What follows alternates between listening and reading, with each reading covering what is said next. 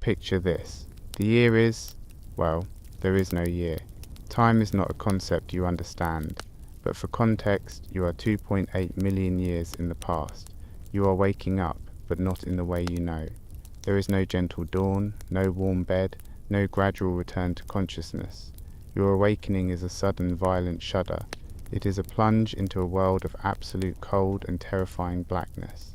In the late Pliocene of East Africa, you open your eyes and see nothing, not a single thing. The darkness is a physical presence, a thick, inky void that presses in on you. The primary sense you, as a primate, rely on for survival, your vision, is completely useless. You are huddled in what you might generously call a shelter. Perhaps it is a dense thicket of acacia trees, their thorns a meagre deterrent. Or maybe you have found a rocky overhang for the night. You feel the rough bark or cold stone against your back.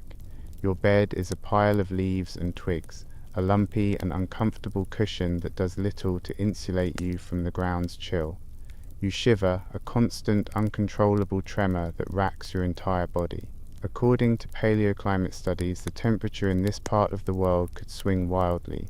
It is now the pre-dawn hour, the coldest part of the day, and the temperature is likely hovering around freezing, a brutal shock to your system. Every shiver is your body's desperate attempt to stay alive, burning precious calories you do not have to spare. The silence is a lie. The darkness is full of sounds, and without your sight, your hearing is amplified to a terrifying degree. You hear the rustle of leaves nearby. Is it the wind, or something else? A twig snaps in the distance, predator or prey. You strain your ears, trying to decipher the nocturnal symphony of your world. Every sound is a potential death sentence.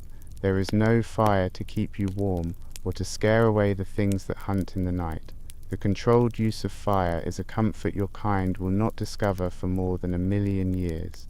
For you, the night is an endless state of profound vulnerability, a time to be endured, not rested through. The lack of fire is not just an inconvenience, it is a stripping away of all security. Your body aches with a deep, penetrating cold. You are a small-bodied hominin, weighing perhaps only 30 or 40 kilograms, and you lack the thick, insulating fur of other animals. You have no clothes, no blankets, nothing but your own skin to protect you from the elements. The cold is more than just uncomfortable. It is a metabolic stressor, a constant drain on your energy reserves. You curl into a tighter ball, trying to preserve what little warmth you have. But the cold seeps into your bones, a life-sapping force that makes you feel fragile and exposed. The simple act of waking up is your first and most immediate challenge in a day that will be filled with them. Welcome to your life. Now, why are you sleeping in a tree or on a precarious rock ledge? Because the ground is where the real danger lives. Your ancestors were ape-like creatures, and you have inherited their knack for climbing. The fossil record from individuals like the famous Lucy shows that your kind had long, powerful arms. Your fingers and toes were still curved, perfect for gripping branches. These are not useless, leftover traits. They are your lifeline. Climbing is what you do to escape the things that hunt on 2 and 4 legs during the darkest hours. So your supposed home is nothing more than a temporary, elevated hiding spot. Congratulations, you've survived the night. But your sanctuary now becomes a new kind of prison.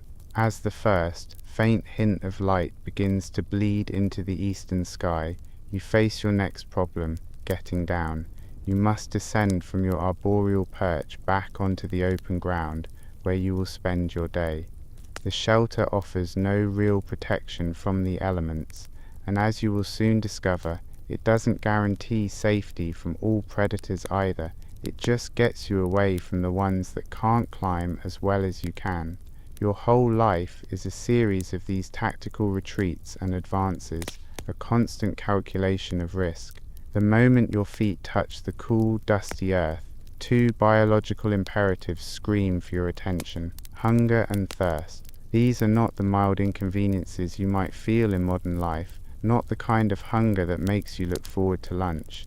This is a chronic, gnawing emptiness in the pit of your stomach. It is the baseline condition of your existence. Evidence from the geochemical analysis of hominin teeth suggests your kind faced regular cyclical periods of severe food scarcity. So, waking up starving is not unusual for you, it is the norm. The dull ache of an empty belly is as familiar to you as the feeling of your own heartbeat. This constant nutritional stress has shaped you. Your jaws are robust, your molars large and coated in thick enamel. You are built to eat not what you want, but what you can find.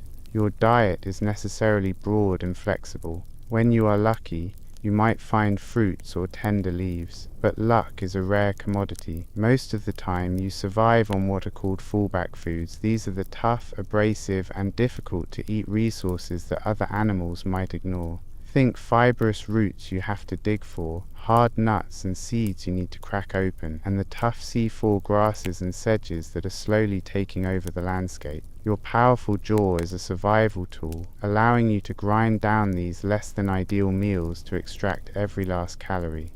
The search for food is a constant, desperate quest that will define every moment of your waking hours, but an even more immediate need presses on you: thirst. The climate of East Africa is becoming progressively more arid, more seasonal. Water is life, but the sources are often scattered and unreliable. Paleoenvironmental reconstructions of landscapes like the Hadar region in Ethiopia paint a picture of floodplains, delta systems, and shallow, fluctuating lakes. You know the general direction of the nearest waterhole, and you must go there. There is no other choice. Your body is already feeling the effects of dehydration after a long, cold night. So you begin to move. You walk with a gait that is not quite human, a bipedal shuffle that is efficient enough for covering ground. Your group, your small tribe, begins to stir around you. You move together, because there is safety in numbers, however small. The journey to the water is a gamble. These oases of life are also epicenters of death. The water draws in the herds of herbivores, the ancient relatives of gazelles, zebras, and buffalo. And where the herbivores gather, the carnivores are never far behind. Every trip to the river's edge, every descent to the shore of the lake, is an act of incredible bravery born of absolute necessity. Imagine the scene. You approach the waterhole cautiously, your eyes scan the horizon, the thickets of reeds, the surface of the water itself. You are not just looking for lions or saber-toothed cats. The water itself holds its own dangers. Giant crocodiles, far larger than their modern counterparts, lurk just beneath the surface, waiting for a thirsty animal to lower its guard. You move with a tense, quiet purpose. The air is thick with the smell of damp earth, wet animals, and the underlying metallic tang of fear. You can hear the lapping of the water, the calls of unfamiliar birds, the lowing of distant herds. It is a world of vibrant life, and every single part of it is either a potential meal for you, or you are a potential meal for it. You finally reach the water's edge. You kneel down, cupping your hands to drink the murky, lukewarm water. It is not clean, not refreshing in the way you might think. It is gritty with sediment and teeming with invisible parasites. But it is water, and it will keep you alive for a few more hours. You drink quickly, your head darting up every few seconds to check your surroundings. You cannot relax, not for a moment. The act of quenching your thirst is one of the most vulnerable moments of your day.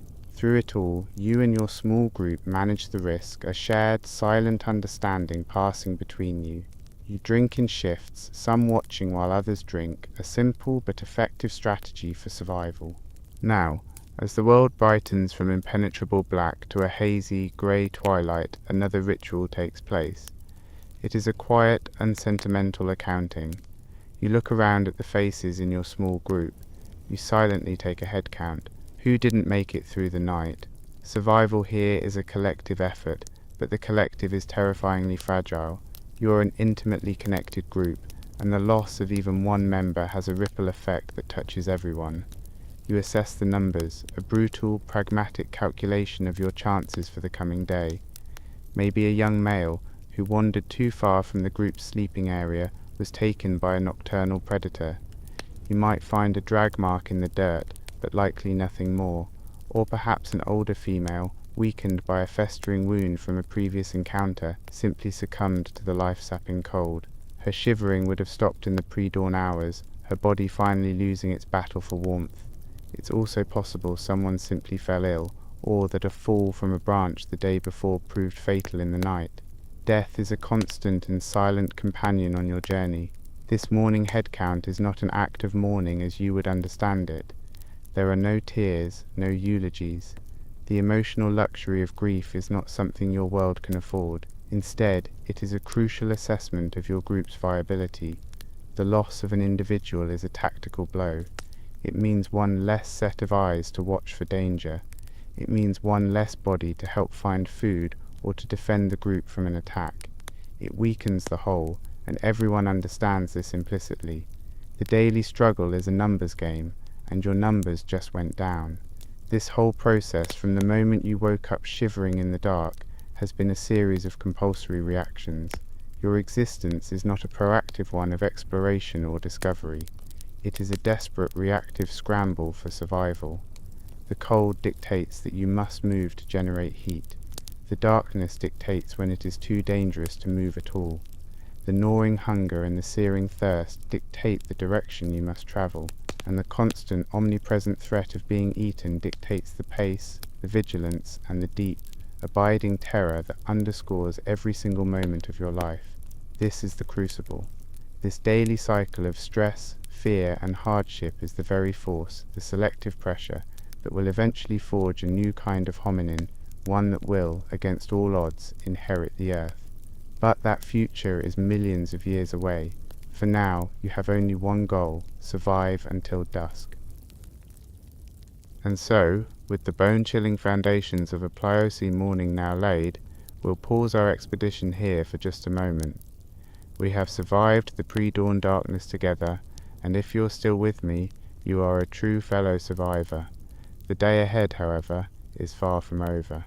Soon, we will bear witness to the frantic, coordinated charge on a fresh saber-toothed cat kill and confront the grim reality of fighting giant hyenas for the leftover scraps.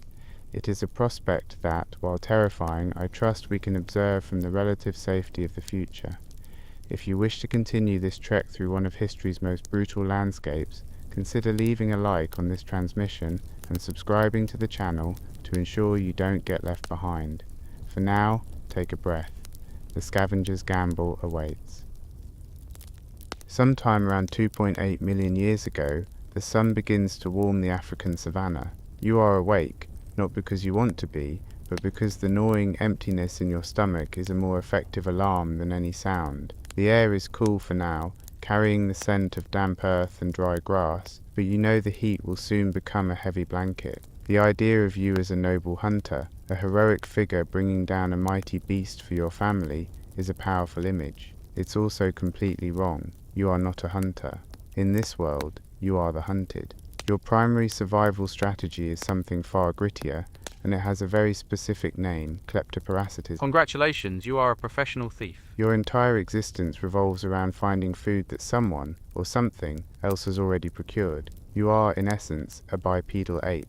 You lack the claws, the teeth, the speed, and the raw power to take on the large herbivores that roam these plains. Your place in the grand scheme of things, according to the fossil record, is firmly in the middle of the food chain, and often towards the bottom. So, your morning doesn't begin with tracking prey, it begins with tracking predators. Your small family group moves through the tall, yellowish grass, each rustle a potential threat. Your eyes are constantly scanning the horizon, not for a herd of antelope, but for the telltale signs of a successful killer. Perhaps you see vultures circling in the distance, a dark vortex in the pale blue sky. That's your first clue.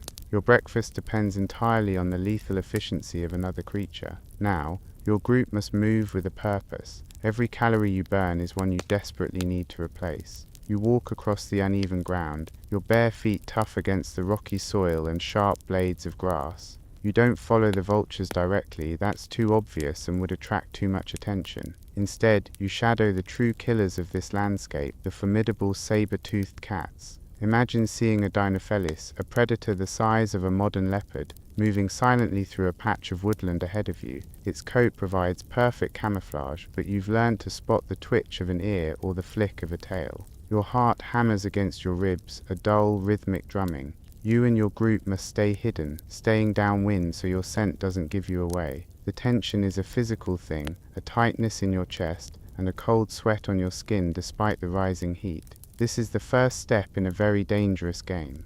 This waiting is an art form you have perfected. From the relative safety of a rocky outcrop, you watch the Dinophelith stalk its prey. The air grows still, and the usual hum of insects seems to fall silent. You feel the rough texture of the sun-baked rock beneath your hands as you peer over the edge. The cat is a coil of patient muscle, and you must be even more patient. This process is a nerve-wracking investment of time and energy. If the cat fails its hunt, you all go hungry. If it succeeds, your work is only just beginning. Suddenly the cat explodes into motion. There's a brief, violent struggle, the sounds of terror and aggression echoing across the savannah. It is a brutal, efficient act of violence, and for you it is a glimmer of hope. Your group remains still, frozen in your hiding spot, as the cat begins to feed. You have to wait. This is perhaps the most difficult part of your day. You can smell the coppery tang of fresh blood on the wind, a scent that makes the emptiness in your stomach ache with a ferocious need. The predator is at its most dangerous right now, defensive and powerful as it tears into its kill. You watch as it consumes the best parts of the carcass, the soft belly and the large, calorie-rich organs. The sounds are wet and visceral. You can see the powerful muscles in its jaw working, tearing away huge chunks of flesh. For you and your family, these prime cuts are an impossible dream. You are waiting for the leftovers. Your survival depends on what a killer decides it doesn't want. Through it all, you remain hidden, a silent observer to the feast you hope to soon interrupt. The sun is higher now, beating down on your exposed back, and your thirst is almost as powerful as your hunger. Eventually, the saber-tooth has eaten its fill. Its belly is swollen, and its movements are slow and heavy. It might drag the carcass a short distance, perhaps towards a shaded area, before moving off to rest and digest its massive meal. This is the moment you've been waiting for. A brief and chaotic window of opportunity has opened, but you are not the only ones who have been waiting patiently. The scent of blood has travelled far, acting as an open invitation to every scavenger for miles around. Your small bipedal ape family has to make a choice. Is the risk worth the potential reward? The answer is always yes, because starvation is the one predator you can never outrun. So, with a shared understanding that requires no words, your group prepares to move. The real fight is about to begin. Now begins the scavenger's charge. It's a frantic, coordinated rush out from the safety of the rocks and into the open. This is not a stealthy operation. The goal is intimidation. Your small group runs towards the carcass, shouting, waving your arms, and making as much noise as humanly possible. You need to create a display of aggressive confidence that you absolutely do not feel. The sound of your combined voices is thin and reedy against the vastness of the savannah, but it is your only weapon. Your bare feet pound against the hard, dry earth as you close the distance, your heart a frantic drum against your ribs. You've successfully gambled that the primary predator is too full and lethargic to return immediately, but your problems are far from over. The main competition arrives, drawn by the same smells and sounds that guide you. Welcome to your worst nightmare, a clan of Pachyrhocutta brevirostris, the giant bone-crushing hyena. Forget the hyenas you might picture today. These beasts are enormous, standing nearly a metre tall at the shoulder and weighing up to 400 pounds. They are mountains of muscle and bone, built for pulverizing skeletons. Confronting them over a carcass is a terrifying high-decibel encounter. They peel their lips back, exposing massive teeth, and emit loud, whooping calls. Your group fans out, grabbing loose rocks and hurling them in the direction of the hyenas. It's mostly posturing, a chaotic dance of threats and feigned attacks. A direct physical conflict would be suicide for you. Your only hope is that your coordinated noise and aggression will be just enough to make them pause, to give you the few precious moments you need. Somehow, they managed. Your bluff works, for now. The hyenas keep their distance, circling warily, and you have temporary control of the kill site. The ground around the carcass is trampled and bloody. The air is thick with the smell of gore and the buzzing of flies. Your prize is not a noble feast. What the saber-tooth left behind are the tough, undesirable leftovers. You find scraps of meat still clinging to the bone, tough, nutrient-poor skin, and sinewy tendons that are nearly impossible to chew.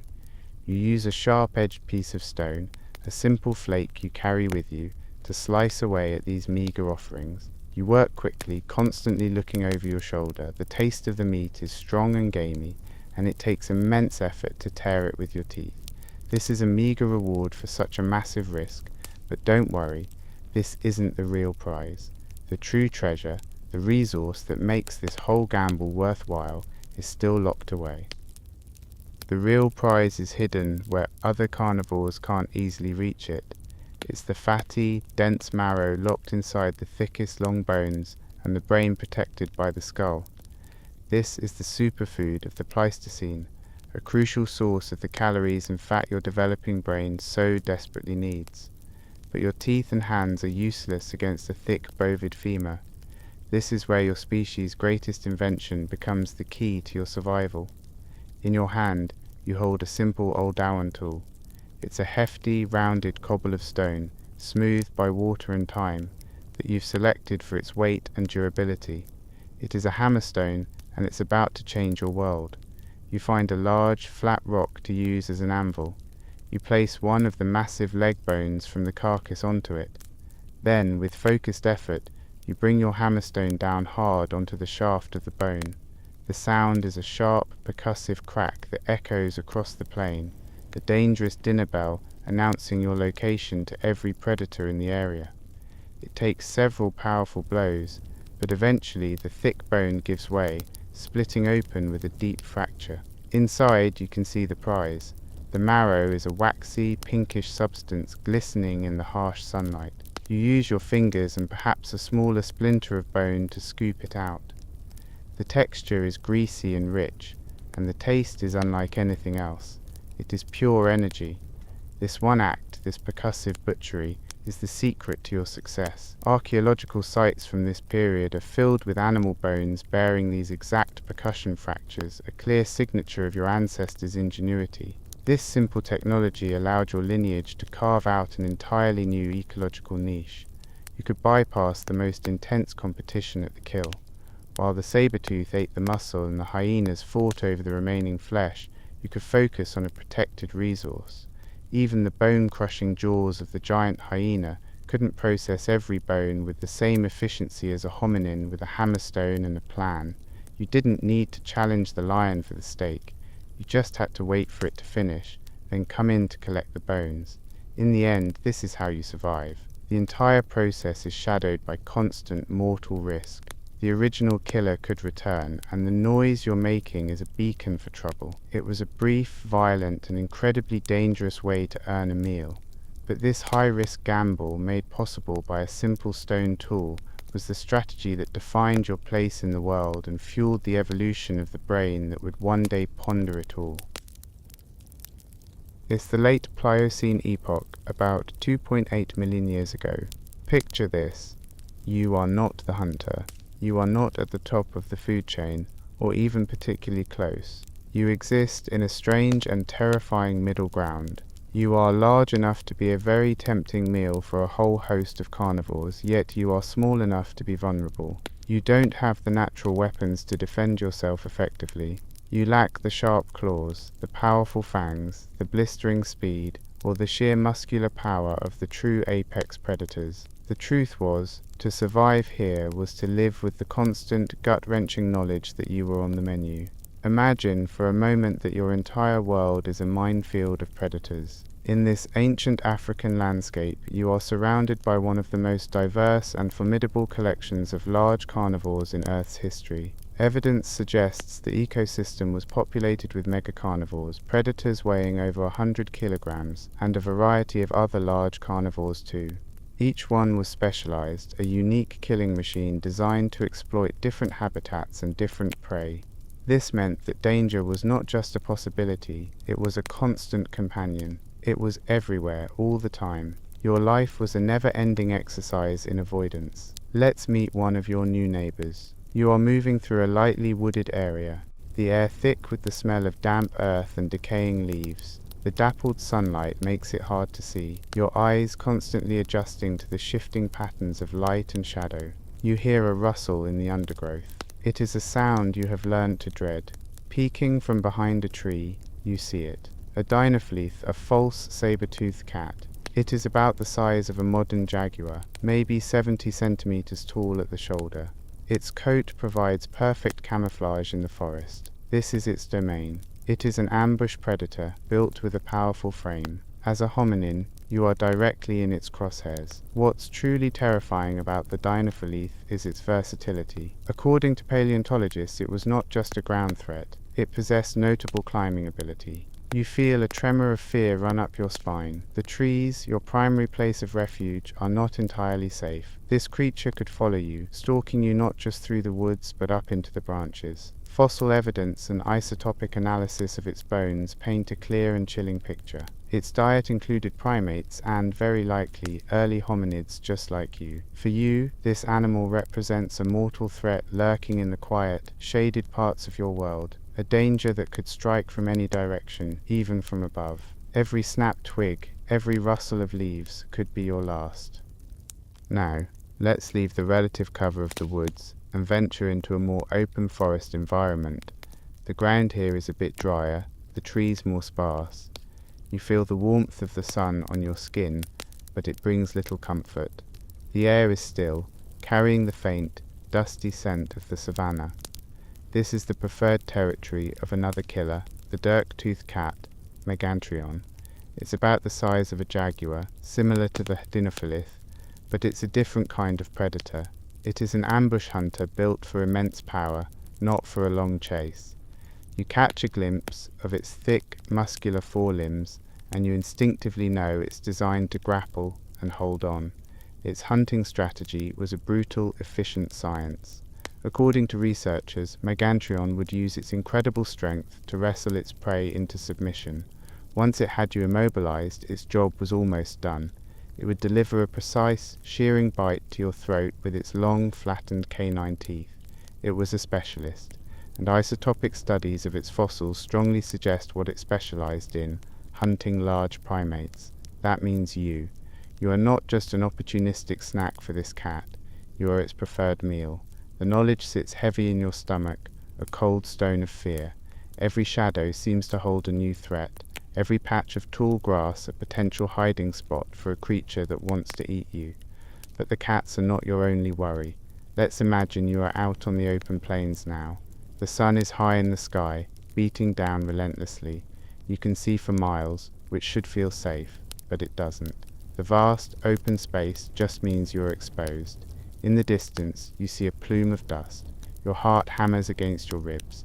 It is a pack of Pachycrocuta brevirostris, the giant hyena. These are not the cackling scavengers you might picture. One of these beasts stands up to a meter tall at the shoulder and can weigh up to 180 kilograms.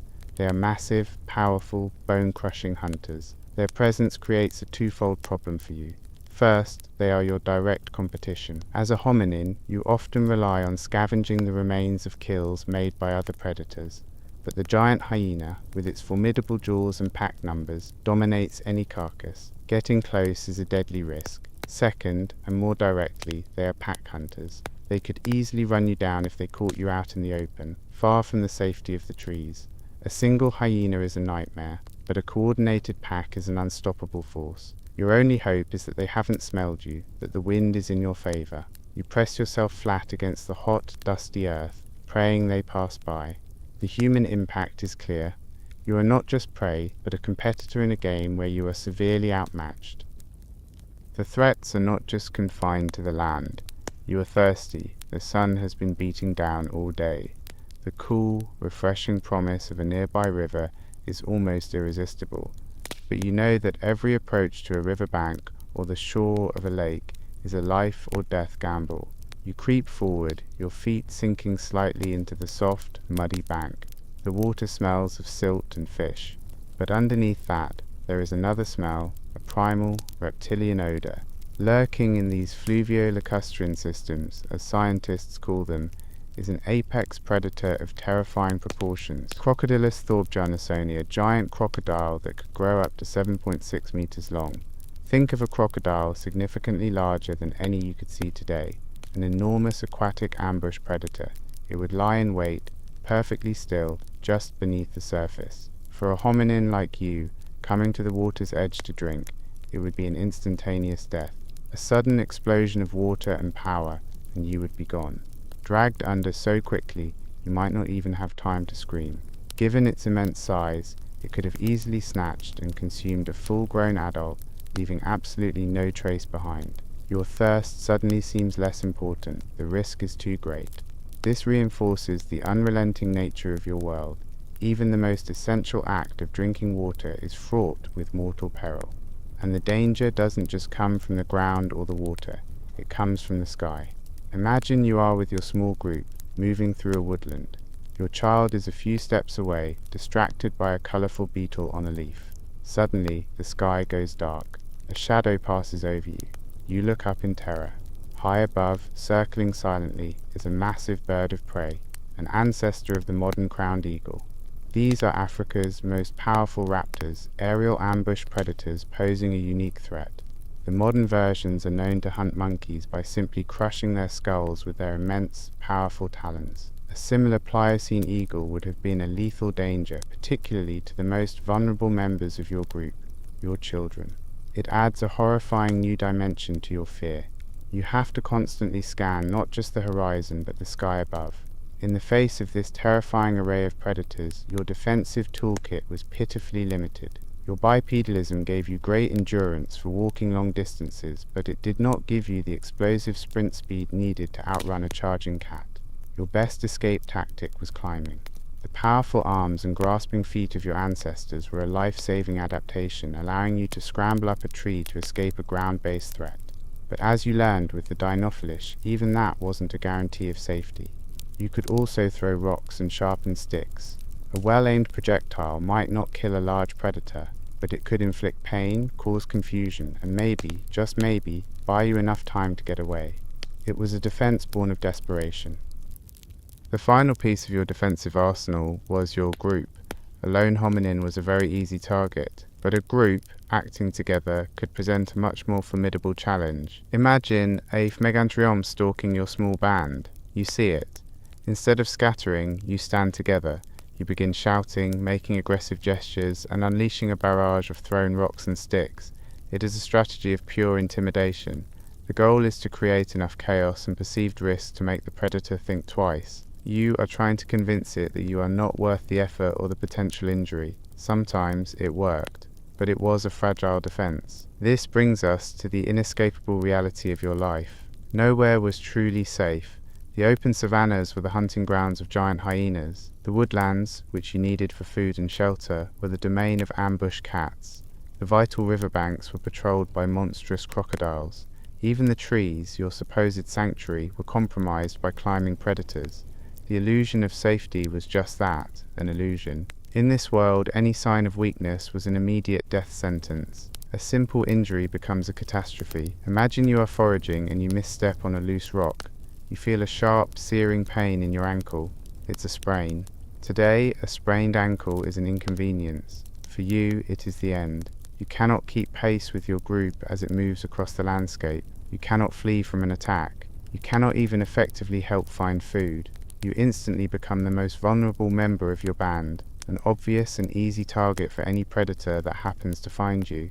This brutal reality would have placed an immense premium on physical health and social bonds. You relied on your group, and your group relied on you to be strong.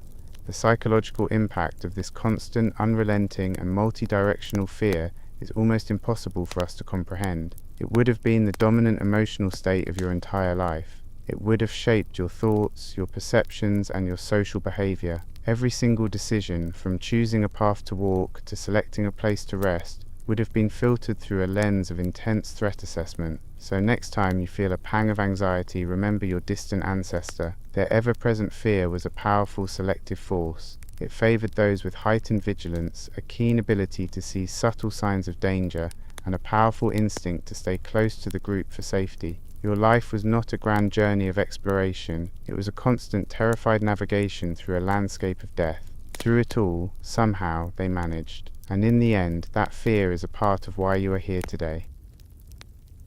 It is somewhere around 2.6 million years ago, and you are standing on an open savanna.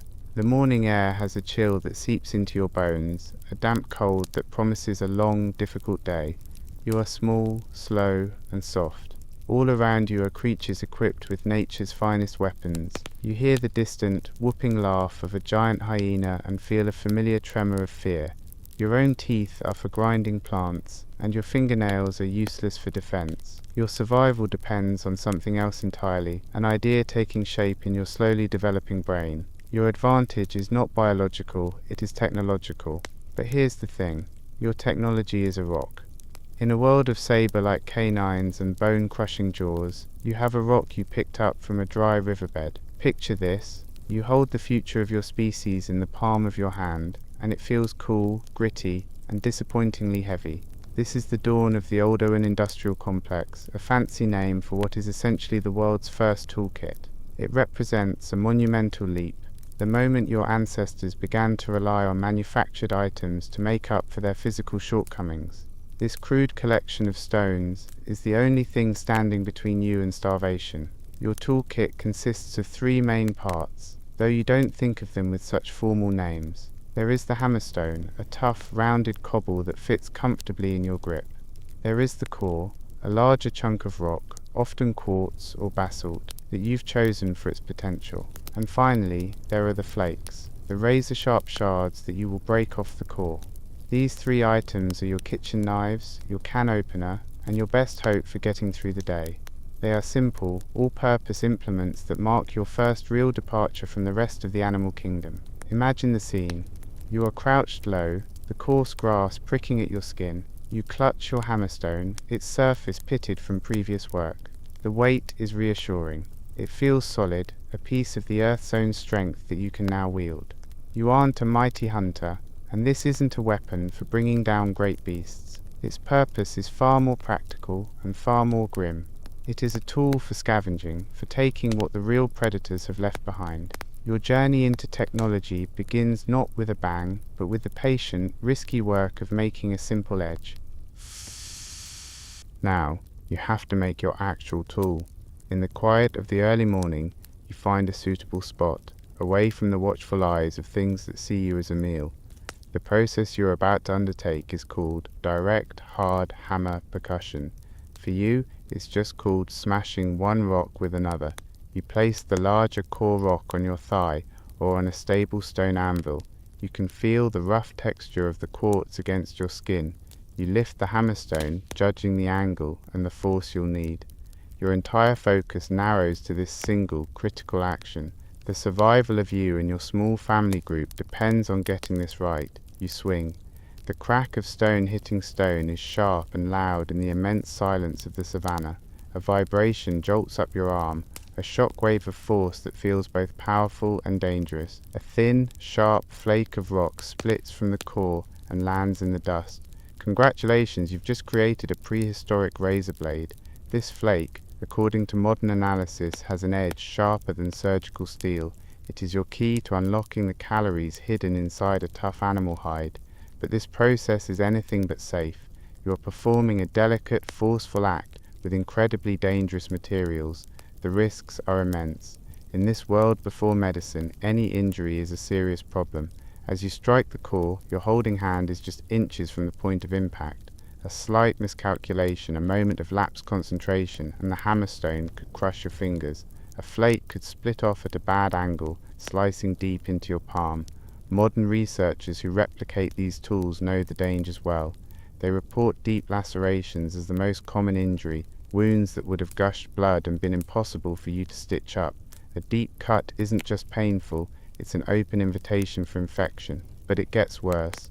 A powerful strike could drive a shard of rock deep into your wrist, severing the tendons you need to climb or forage. Experimental archaeologists have stories of permanently losing function in their fingers or even disabling an entire arm from a single bad strike. Another risk is to your eyes.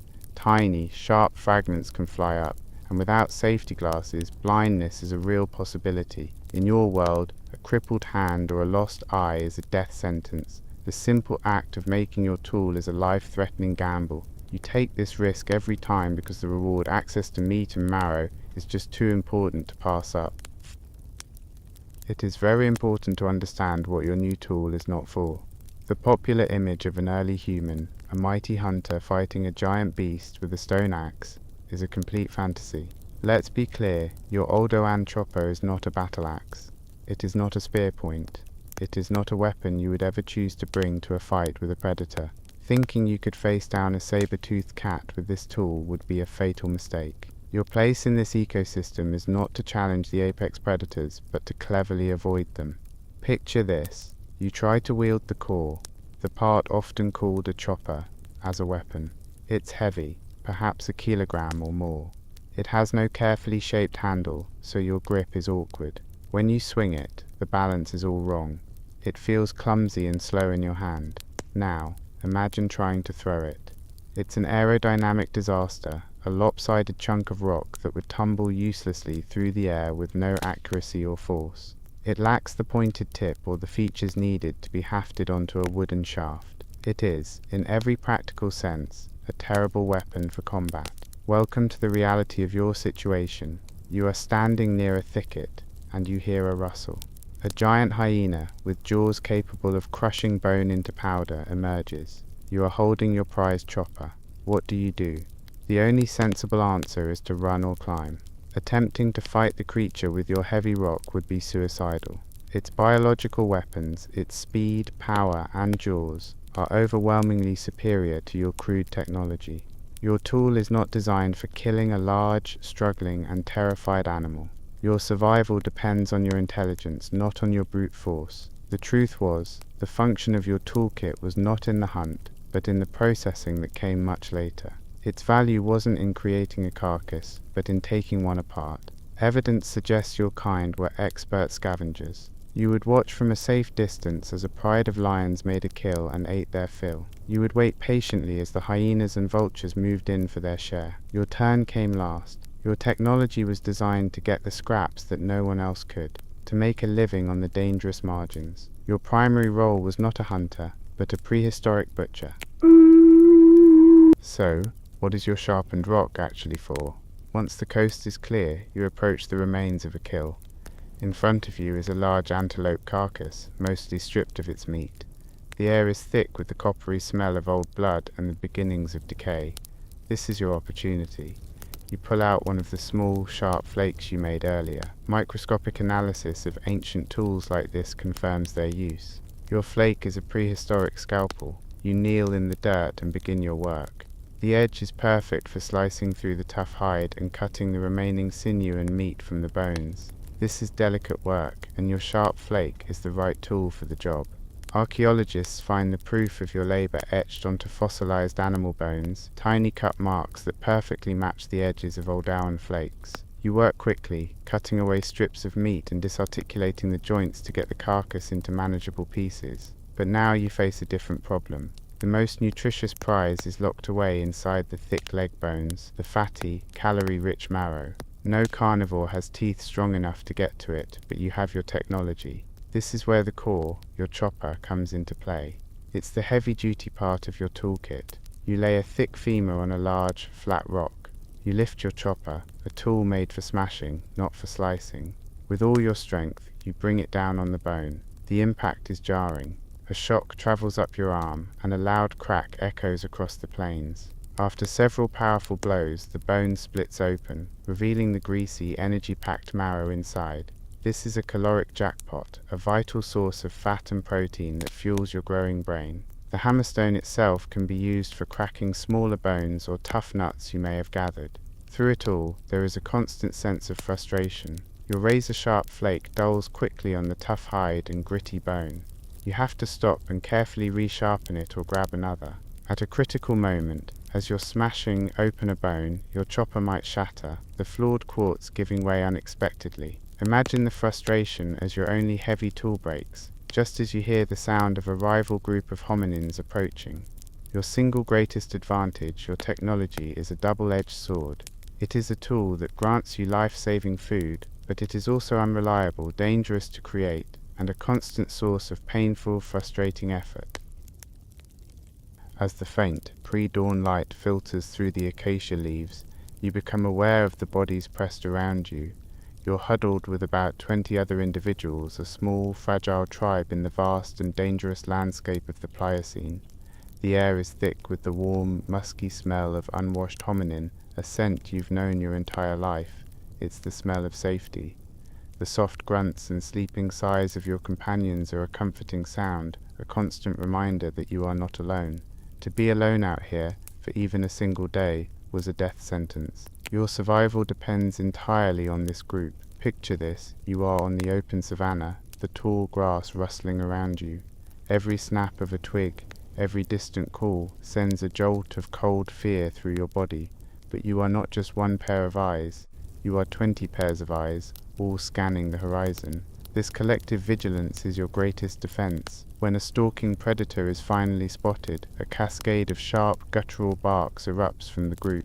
It's a sound designed to intimidate, a coordinated display of aggression. Together, you and your kin might throw rocks and branches, shouting and gesturing wildly. This collective noise and fury is often enough to make a lone carnivore think twice, an advantage you would never have by yourself. Through it all, you rely on each other to face the constant lurking terror of the world outside your small circle.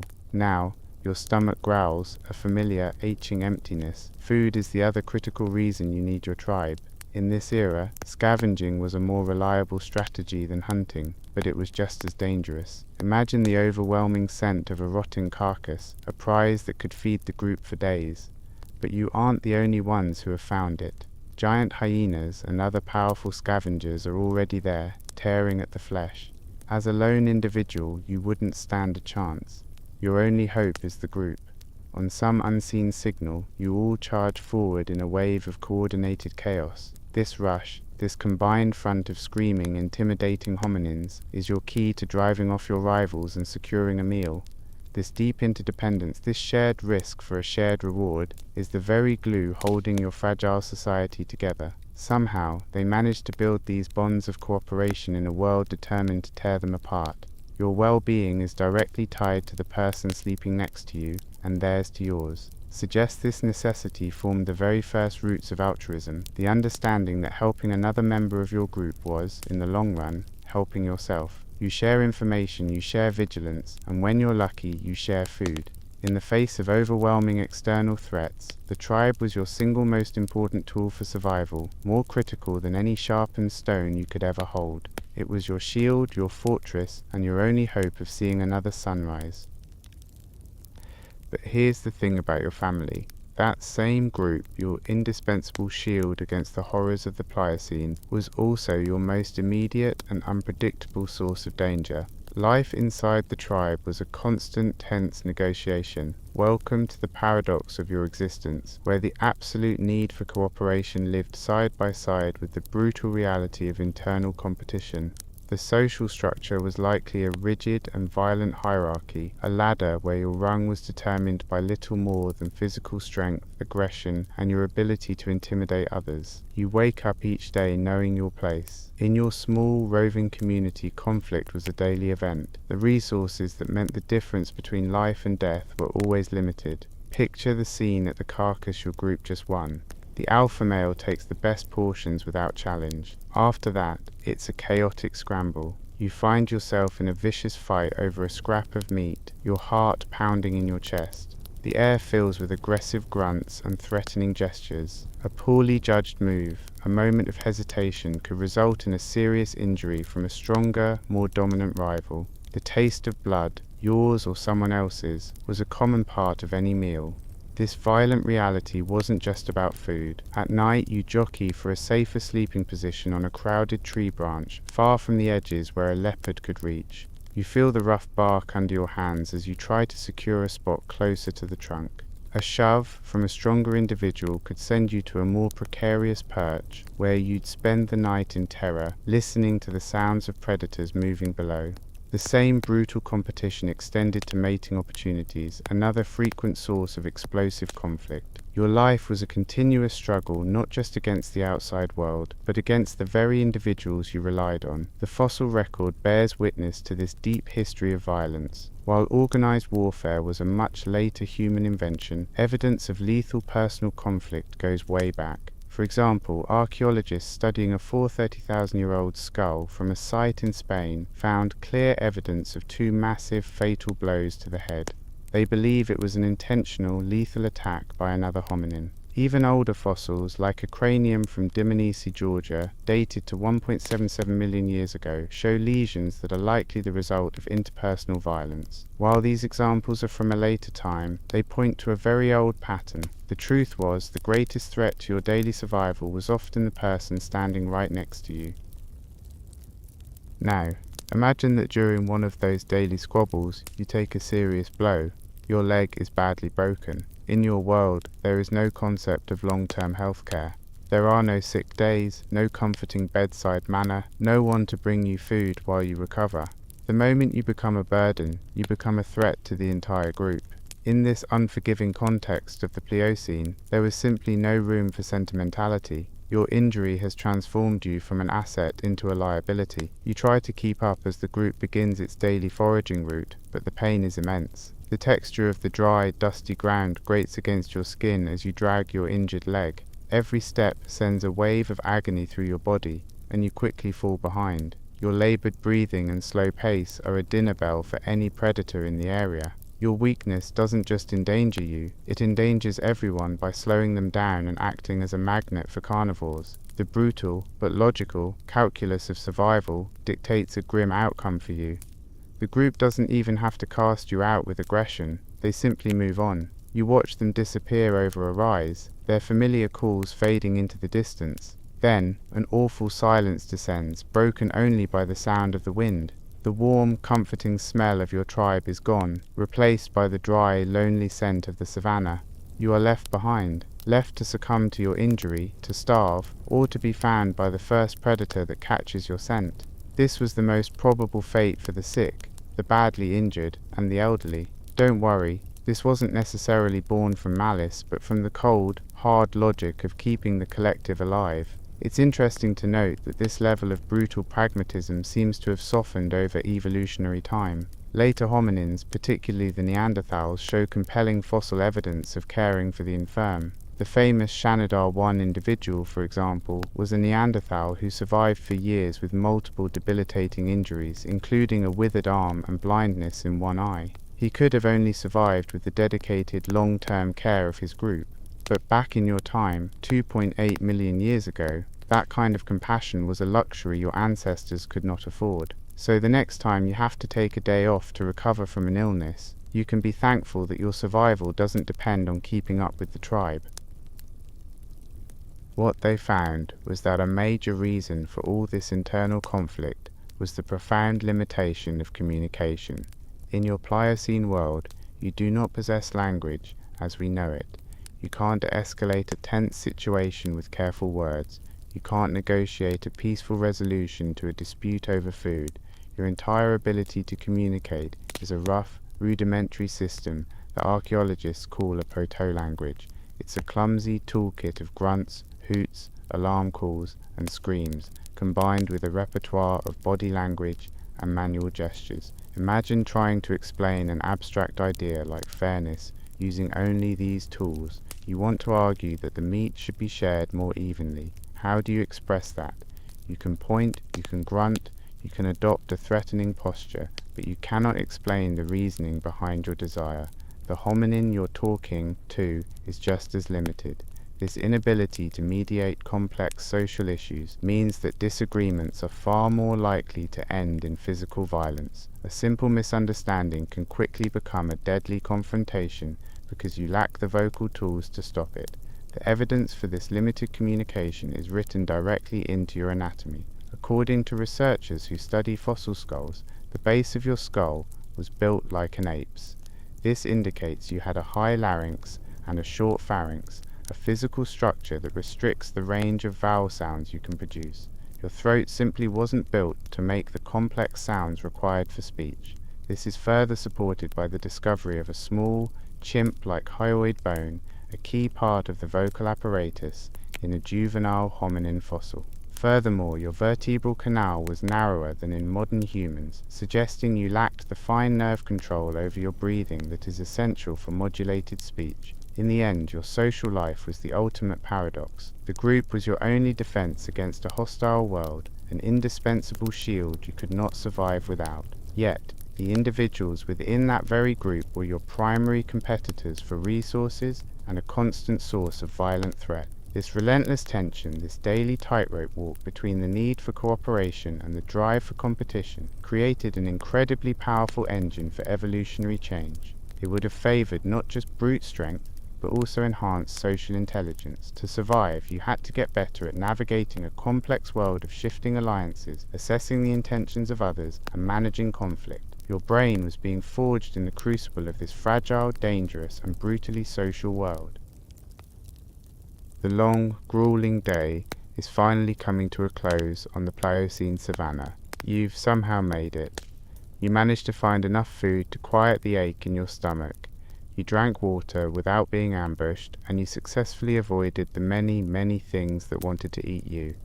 But that feeling of accomplishment quickly evaporates as the sun dips lower, painting the sky in shades of orange and purple.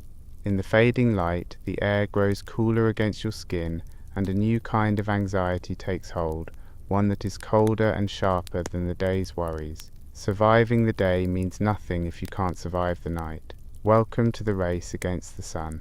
For your small hominin group, this is a daily, frantic ritual. All other activities, foraging, socializing, everything stops. The only thing that matters now is finding a defensible location to spend the night. You scan the horizon, your eyes darting from one cluster of trees to another, searching for the perfect refuge. You know that to be caught on the open ground after dark is a death sentence. The changing of the guard is happening all around you. The daytime predators are retiring, but a far more terrifying cast of characters is just waking up. The sounds of the savannah begin to shift, the familiar calls of the day replaced by the first stirrings of the things that hunt in the shadows. Your group moves with a single purpose, a shared, unspoken panic driving you forward. Your feet, so used to the hard, dry ground, now pound against the earth with urgency. Every rustle in the tall grass makes your heart leap into your throat. Is it the wind, or is it something stalking you in the growing twilight? Evidence suggests that many of the most dangerous carnivores of this era were crepuscular, meaning they were most active right now, at dawn and dusk. You are moving through their prime hunting hour. You can almost feel their eyes on you, a prickling sensation on the back of your neck that tells you time is running out. Your survival depends entirely on getting off the ground. Finally, your group leader spots it, a promising cluster of acacia trees with sturdy, climbable branches. It's not a 5-star hotel, it's not even a 1-star hotel, but it's high enough to be out of reach for most terrestrial threats. The primary survival strategy is a simple one. Leverage your anatomy. Your long arms and grasping feet, remnants of an older, more arboreal life, are your salvation now. You begin to climb, the rough bark scraping against your palms and the soles of your feet. Below you, the world is sinking into an ocean of blackness. The climb itself is exhausting, a final, desperate burst of energy at the end of a punishing day. But as you pull yourself onto a thick branch, you feel a tiny flicker of relief. You made it. For now. Now that you've found your arboreal refuge for the night, don't worry, the misery is just getting started. The safety you've gained by climbing this tree is entirely relative, and it comes at the steep price of extreme discomfort. In the Pliocene night, you are huddled with your small group on a narrow, unforgiving branch. There are no pillows, no blankets, and certainly no comfortable mattresses. Your bed is the gnarled wood of the tree, digging into your back and hips with every tiny movement you make. You try to find a position that doesn't make your limbs fall asleep, but it's a futile effort. Congratulations, you are now slightly safer and infinitely more uncomfortable. Imagine trying to sleep, truly sleep, in this situation. It's impossible. Rest is a fragmented, broken affair, punctuated by the constant, nagging fear of simply rolling over and falling. Your muscles are clenched, partly from the cold and partly from the subconscious effort of just holding on. The air, which was pleasantly cool at dusk, now carries a penetrating chill that seeps deep into your bones. On a clear night like this, the temperature plummets, and your only source of warmth is the body heat of the family member pressed against you. It's a meager comfort, a shared shivering in the vast, indifferent darkness. But here's the thing, a clear night is the best case scenario. If a storm rolls in, your situation goes from miserable to actively dangerous. There is no shelter up here. You are completely exposed to the elements. Imagine being lashed by cold, driving rain for hours, the wind whipping through the branches and threatening to tear you from your precarious perch. Your hair is plastered to your skull, and rivulets of cold water run down your spine. Every gust of wind feels like a physical blow. Through it all, you just have to hang on, cold, wet, and cramped, draining your precious energy reserves just to stay alive until morning. This nightly ordeal is a test of pure physiological endurance. Somehow, they managed. Your ancestors endured this night after night, a cycle of terror and discomfort that shaped them in fundamental ways. The simple act of trying to get a few moments of rest was a battle in itself. You doze off for a few minutes, only to be jolted awake by a muscle spasm or the chilling sound of a scream somewhere out in the darkness. You shift your weight, the branch groans beneath you, and the whole process starts again. The night stretches on, an eternity of cold, cramped darkness, and all you can do is wait for the first hint of dawn, a sign that the worst is almost over.